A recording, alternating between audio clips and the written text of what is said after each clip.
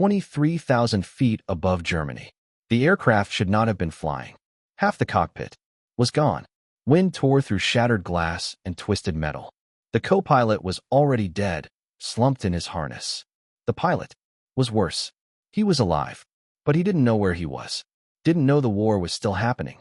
And every time he woke, he tried to kill them all. The Boeing B-17 Flying Fortress held formation anyway. Barely. Inside, the situation had collapsed into something impossible. The pilot's skull was fractured. A jagged wound above his eye. Blood freezing against his skin in the thin, brutal cold of altitude. He kept slipping in and out of consciousness. And every time he came back, his hands found the controls. He pushed forward. He pulled back. He fought the aircraft like a man trying to escape something invisible. He had no idea what he was doing. But what he was doing would kill them all. There was only one man who could stop him. And that man was already flying the aircraft. Technical Sergeant John C. Morgan. Not a commissioned officer. Not the man the system expected to save the crew. But the only one left. At nearly 200 miles per hour, in freezing air, surrounded by enemy fighters. Morgan held the bomber level with one hand. With the other, he fought his own pilot. For 2 hours. Not the enemy. His own pilot. The date was July 28, 1943. The mission was part of what would later be called Blitz Week. A concentrated assault designed to break German industry before weather closed the skies. The losses had already been heavy. Today would make them worse. The 92nd Bombardment Group had launched from England before sunrise. Their aircraft, Ruthie 2, climbed through cold clouds and crossed into hostile airspace before noon. Formation held tight. It had to, because formation was survival. The B-17's guns overlapped, each aircraft protecting the next, each gunner covering a piece of sky. Break the formation, and you died alone. The fighters came early. At first, they tested the edges. Quick passes, careful angles, measuring. Then they committed. Focke-Wulfs, Messerschmitts. They came in waves. From every direction. Above, below, side angles designed to slip through defensive fire. The sky filled with tracers. Bright lines cutting through the cold air. For a moment, it still felt manageable. Then, they went deeper, and everything changed. The attacks intensified. More fighters, more coordination, more pressure on the formation. And then, without warning, it happened. A single cannon shell. It hit the cockpit. Not near, not close, directly. The explosion tore through the forward section of the aircraft. The co-pilot, Second Lieutenant Keith Koski, was killed instantly. No chance. No reaction. Gone. The instrument panel shattered. The windscreen disintegrated. And the freezing air rushed in. The pilot, First Lieutenant Robert Campbell, was hit in the same blast. The fragment entered above his eye. The wound was catastrophic. But he didn't die. Not immediately. He went unconscious. Then woke up. Then slipped away again. And when he woke, he reached for the controls. But he wasn't flying anymore. He was reacting. To pain. To confusion. To something his mind could not process. And every movement was wrong. Violent. Uncontrolled. Deadly. The controls in a B-17 were linked. Two yokes. One system. Anything the pilot did affected the aircraft. Anything Morgan did had to counter it. And if Morgan let go, even for a second, the aircraft would dive, break formation, and die. The cockpit became something else entirely. Not a command center. A battlefield. Wind screaming through broken glass. Blood freezing on metal surfaces. Instruments flickering or dead. And between them, a man who didn't understand where he was. Fighting for control. Morgan couldn't leave. He couldn't call for help. The intercom was damaged. He couldn't signal the crew. He couldn't move. Because if he moved, the bomber died. So he stayed. One hand locked on the controls. The other, holding back a man who was stronger than he should have been. Adrenaline. Confusion. Pure instinct. Every few minutes, the pilot surged. Grabbing. Pulling. Trying to take control. And every time, Morgan fought him back. Not with technique. With force. The temperature outside was nearly minus 40 degrees. Inside, it wasn't much better. The cold crept in through every broken seam. His hands went numb. His face burned from freezing air. But he couldn't stop. Because the moment he stopped, they all died. And outside, the war didn't care. The fighters kept coming. The formation kept moving. And at 23,000 feet, John C. Morgan kept flying and fighting at the same time. On most missions, Morgan barely touched the controls. That was the job. A co-pilot didn't fly. He watched. Engines, fuel, radio, systems. He existed to support the man in the left seat. And when things went wrong, he was there. But wrong had limits. This was beyond anything they trained for. A B-17 cockpit was built for two minds working together. Two hands, two sets of decisions. Now, it was one man, and one problem that would not stop fighting him. The aircraft still held formation. From the outside, nothing looked catastrophic. Maybe a slight drift, a small correction, nothing that screamed, "The pilot is gone," because the bomber was still flying. And that was all anyone else could see. Inside, it was a different reality. Campbell kept waking up. His eyes opened, but there was no awareness in them. No recognition, just instinct. And instinct told him the aircraft was wrong. So he tried to fix it. He pushed the yoke forward. Hard. The nose dropped. Morgan reacted instantly. Pulled back. Corrected. Held it. Then Campbell surged again. Pulling. Twisting. Trying to take control. And Morgan had to fight him off. Every time. The B-17 had no power assistance. Every movement, every correction, was raw force.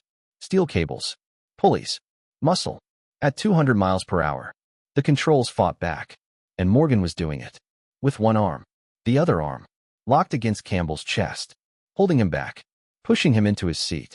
Keeping his hands off the controls. But Campbell was strong. Stronger than he should have been. Adrenaline. Confusion. Survival instinct without direction. Every few minutes, he came alive again. And every time, it was a struggle.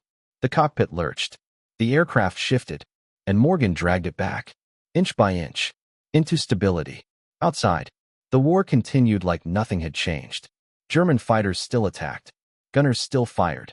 The sky still filled with tracer fire and exploding flak. And Ruthie, too, kept flying through it. No one knew. No one inside the formation could see what was happening. To them, it was just another bomber holding position. Another aircraft surviving the chaos. But survival was hanging by one man's strength. And that strength was fading. The cold made sure of that. At 23,000 feet, the temperature dropped to nearly minus 40 degrees.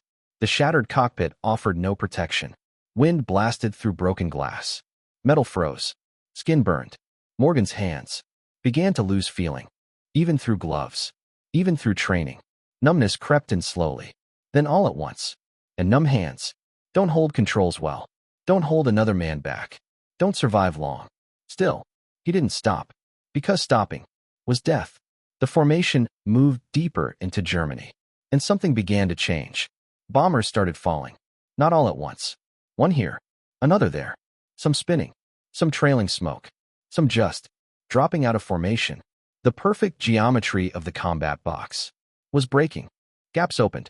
And gaps meant vulnerability. The fighters saw it. Pressed harder. More aggressive. More precise. And Ruthie, too, was still inside it all. Still flying. Still holding. But inside the cockpit, nothing had improved. Campbell's episodes came faster now. Or maybe Morgan was just getting weaker. Each struggle lasted longer. Each correction felt heavier. Each second demanded more. And Morgan knew something. Even if he didn't say it. This couldn't last. Not forever. Not for hours. Not even much longer. He had options. None of them good. He could call for help. But to do that, he'd have to let go. And if he let go, even for a second, the aircraft would dive. He could try to pull Campbell away. But that required both hands.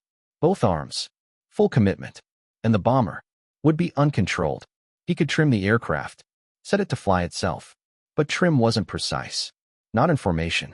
Not under attack. Not like this. A trimmed aircraft drifts. And drift. In a combat box. Kills. Every solution ended the same way. Loss of control. Loss of formation. Loss of life. So he did the only thing left. The thing no manual described. The thing no instructor could teach. He kept fighting. One hand flying. One hand holding back a dying man. And waited. For something to change. But nothing did. The fuel kept burning. The fighters kept attacking. The cold kept creeping in. And the mission kept moving forward. The target was ahead now. Closing fast. And Morgan realized something. Quietly. Without saying it out loud. There was no way out. Not anymore. The point of no return had already passed, and he was still holding the controls, still fighting, still flying, because letting go was never an option. There was no pilot now. There was only Morgan. The B-17 still wanted to fly. That was the strange mercy of the aircraft. Even damaged, even battered, it possessed a kind of stubborn stability. But that stability was never automatic. At altitude, the air was uneven and deceptive. Winds shifted. Temperatures changed. Engine power varied slightly from one side to the other. Small errors became larger ones if no one corrected them. Under normal conditions, two men shared that burden. Now one man was doing both jobs. With one hand, Morgan's left arm was still braced across Campbell's chest, locking the wounded pilot back into his seat whenever he stirred and reached for the controls. It was a terrible position to hold for minutes. He had already been holding it for far longer than that. His shoulder felt as if something inside it were tearing. His fingers were numb from cold and strain. His back was twisted into a shape no aircraft designer had ever imagined a pilot would need to maintain in combat. But his right hand stayed on the yoke, making the tiny constant corrections that kept Ruthie 2 where she needed to be. Those corrections were never dramatic. That was the horror of it. It was not one great act of strength. It was hundreds of small acts. A fraction left. A fraction right. Ease the nose. Correct the drift. Counter the wind. Counter the dying man. And every one of those small corrections required force. Every ounce of force required concentration. And Morgan's concentration was already divided three ways: flying, restraining, surviving. Outside, the flak continued. German anti-aircraft batteries had found the formation's altitude and were bursting shells in black clusters all around the bombers. Every near miss struck through the airframe like a hammer blow. The cockpit shuddered again and again. Metal rattled. Plexiglass fragments danced in the freezing wind pouring through the shattered nose. Morgan could not afford to watch most of it. His eyes were locked where they had to be. On the instruments still working, on the bomber ahead of him in formation, on the exact corrections required to keep Ruthie 2 from drifting out of position. Then Campbell woke again. His hands found the yoke. He pulled. Morgan felt the nose rise immediately. He felt the bomber begin to climb out of its assigned slot in the formation, an error that could ruin the bomb run or collide with the aircraft around them. He shoved back with his right hand, forcing the controls forward against Campbell's strength. For a second or two, maybe three, the aircraft hung in a strange balance, neither properly level nor fully out of control. Then Morgan won. Campbell's strength failed. His hands loosened. His eyes closed. Morgan forced the nose back down, felt the airplane settle where it belonged, and only then realized he had stopped breathing. A moment later, the bombs fell. He felt the change instantly. Every bomber pilot knew that sensation, the sudden lift as thousands of pounds dropped away from the aircraft. The B-17 leapt slightly upward, lighter now, and its trim changed with it. Morgan made the adjustment one-handed, fingers rolling the trim wheel while his palm stayed against the yoke, his left arm never leaving Campbell's chest. The bombs were gone. The mission, impossibly, had been completed. The formation began to turn away from the target. For a few brief minutes, the flak softened. The fighters had not yet returned in full force. There was a pocket of relative quiet, the kind that only existed in war because something worse was still on its way. Morgan used it to take stock. Campbell was alive. Barely. His breathing was shallow, ragged, but still there. His body slumped in the pilot's seat, hands occasionally twitching toward the controls as if some damaged part of his brain still believed he was flying. The cockpit around them was wrecked. The co-pilot's area was covered in blood and debris. Parts of the instrument panel were smashed or dark. Others still functioned with a kind of stubborn mechanical refusal to die. The windscreen was gone entirely, replaced by jagged aluminum and frozen air. Yet the engines were still running. All four of them. The controls still responded. The fuel state was still good enough to get home. By any external measure, the aircraft remained flyable. By any human measure, Morgan was running out of strength. He could barely feel his left arm now. The muscles had gone beyond pain into a deeper kind of failure. His shoulder throbbed with every small movement. His fingers were wooden from the cold and the constant pressure of gripping Campbell's flight suit. He had already held this impossible position for more than an hour. He would need to hold it for at least one more. The numbers did not favor him. But the numbers had stopped favoring him long ago. From the moment the shell hit the cockpit, from the moment Campbell's skull split open and his hands found the controls again and again, the situation had been impossible. Morgan had continued anyway. So he continued now. The formation turned west. The fighters came back. They always did.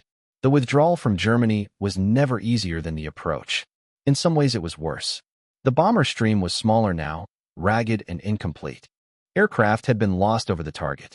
Others had dropped away, damaged or burning or too crippled to keep up.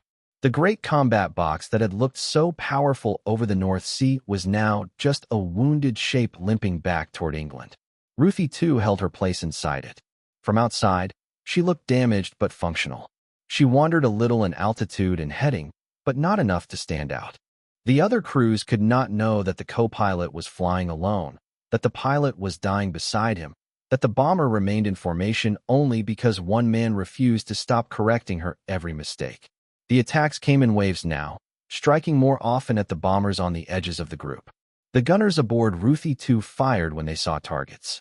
Their bursts were shorter than earlier in the day. Ammunition was running low. Fatigue was setting into every man still breathing in the aircraft. The cockpit itself was dangerously exposed. A fighter attacking head-on might have killed Morgan instantly through the open, shattered front of the bomber. But the German pilots preferred side and rear angles, where the odds were better and the gunners more limited. Morgan never really saw them. He did not have the luxury. His eyes stayed on the instruments, on the wing of the bomber ahead, on the horizon line, on the next tiny correction. He was flying by instinct now, by feel. When Ruthie 2 drifted left, his right hand corrected. When Campbell stirred, his left arm pushed.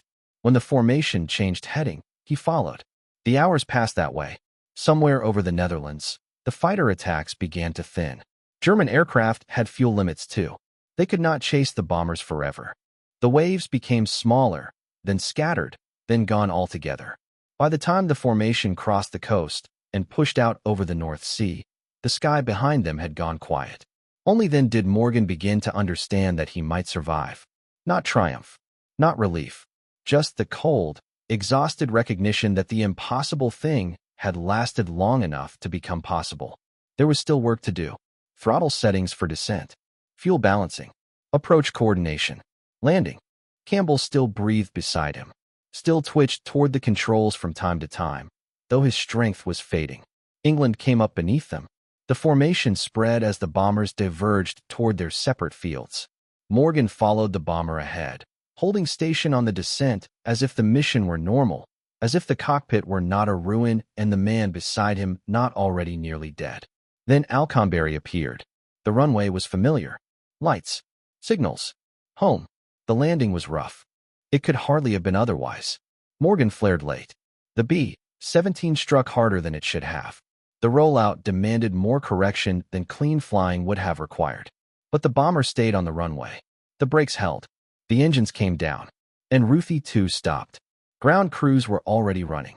Ambulances followed them. Men climbed onto the wing and opened the cockpit hatch, and froze when they saw what was inside. Campbell came out first. Still alive. Barely. The medics did what medics always did.